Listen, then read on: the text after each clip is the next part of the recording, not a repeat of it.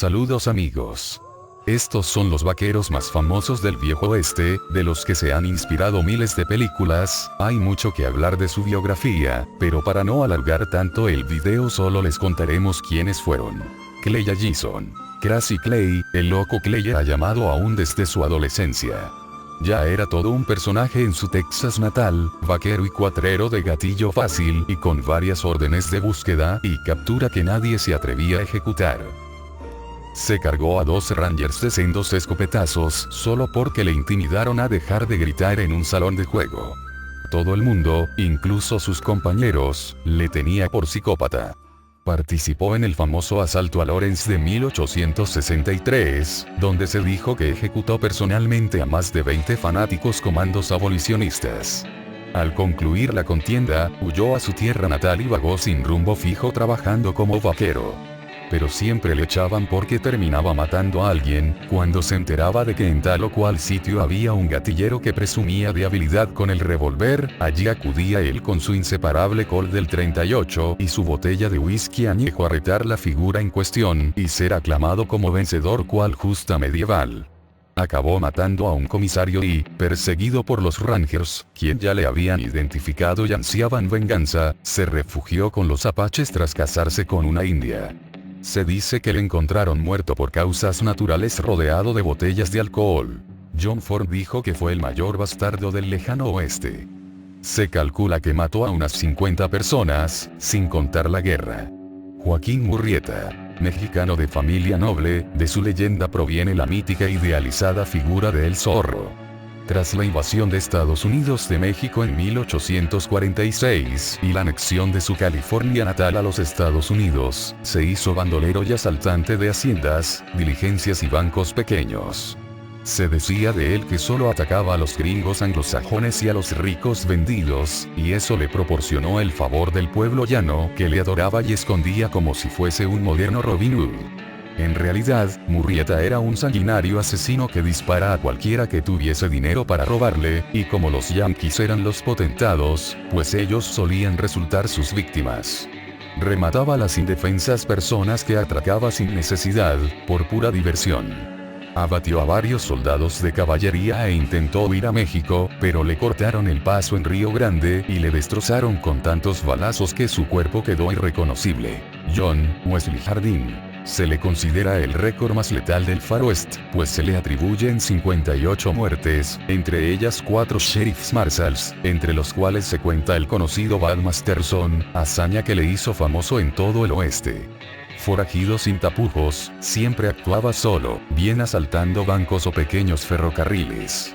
Una vez, sin ninguna ayuda, paró un convoy de 100 pasajeros en Topeka interponiendo piedras en los raíles, asesinó a los 2 revisores y a un pasajero que intentó desenfundar cuando el tren se detuvo, y se llevó un botín de $20,000 entre el contenido de las sacas de correo que contenían las nóminas de los soldados de Fort Lexington y las pertenencias de los viajeros, una fortuna para la época. A pesar de ello, siguió con su carrera criminal hasta que le hirieron en un tiroteo en Kansas y pasó 16 años preso. Es un misterio no aclarado por qué no fue ahorcado. Se dice que una prostituta con la cual mantenía tratos sobornó con dinero y otros favores al juez federal enviado a la localidad. En la cárcel se comportó bien, se sacó el título de abogado y parecía un hombre nuevo y le liberaron. Nada más en la calle, volvió a las andadas. Mantenía una doble identidad como letrado respetable en una u otra ciudad. Ahora solo mataba si se le resistían. Le reconocieron al final por un duelo que mantuvo con 7 cuatreros en un burdel de Austin. No los cuatreros, a esos los reventó a tiros usando 2 Colts, uno en cada mano. Tuvo que cambiar de identidad y esconderse por la frontera mexicana. Siempre se le consideró el pistolero más rápido de la historia del oeste. El mito decía que desenfundaba y disparaba a 2 manos antes de que un hombre pudiese chasquear los dedos. Se las arreglaba como ladrón de poca monta y jugador bajo nombre falso. El alguacil un tal John Selman le acribilló por la espalda mientras echaba una partida a los dados en una taberna que aún hoy se enseña a los turistas, de Castle. Bob Dylan le compuso una canción, Jesse James. Ostenta el récord de la recompensa más grande ofrecida jamás por la captura de un bandolero, $100.000 de la época, unos 2 millones de euros actuales. También es el pistolero sobre quien más películas se han rodado. Fue un héroe popular en su tiempo y le consideraron mártir. Como Clay, luchó con el batallón de Quantrill por la Confederación y terminó siendo comandante. Era inteligente, atractivo y duro como el acero. Alegó que las leyes no eran legítimas y que él no se había rendido y proseguía la guerra por su cuenta. Nunca se consideró un bandido a sí mismo, sino un fugitivo justiciero o un guerrillero. Formó con su hermano Frank y otros antiguos conocidos y amigos de su tierra una banda letal que igual asaltaba trenes que bancos, logrando botines inmensos y burlando a las autoridades, atravesando estados sin dejar de cabalgar. En el este, sus historias de atracos y hazañas eran tan cotizadas que empezaron a publicar folletines gráficos exagerados con ellas, transformándole en un mito viviente en todo el país. En primavera reunía a su banda, reclutaba nuevos hombres e iniciaba su campaña anual de atracos tan exitosos que fue considerado un hombre riquísimo. Al final, ocurrió lo inevitable.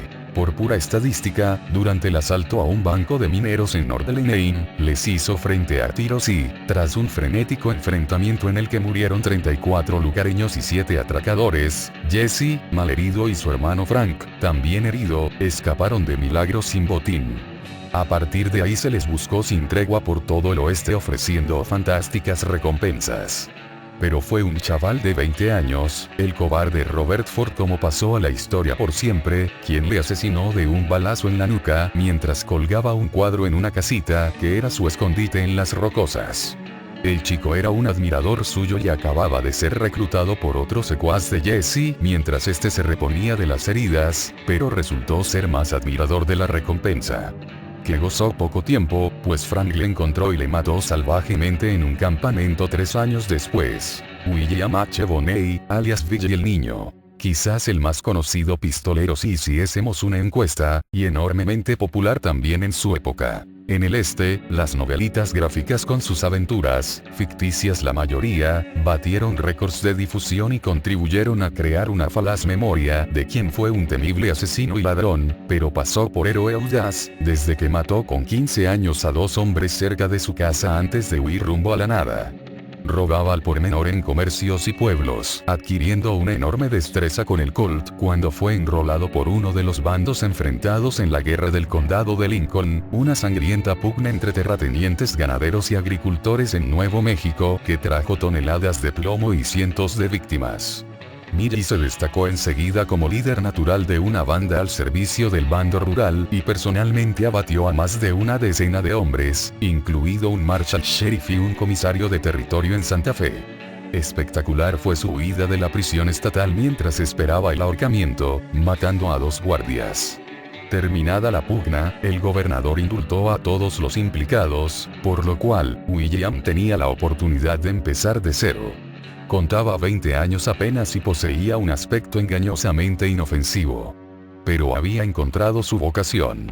Formó una banda con los antiguos compañeros del condado, y bajo su dirección atracaron tantos bancos y asaltaron tantos trenes que ninguna compañía aseguradora de sudoeste de Estados Unidos quería cubrir a los establecimientos de la zona.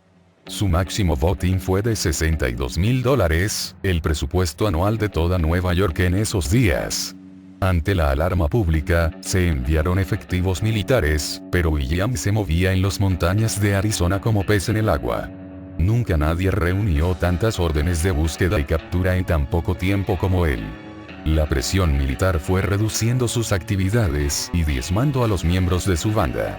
William decidió esconderse en Fort Sumter como proxeneta y, estando en compañía de una de sus chicas y desarmado, fue tomado por sorpresa por uno de sus antiguos compañeros que se había hecho sheriff, Pat Garrett. Muchas gracias.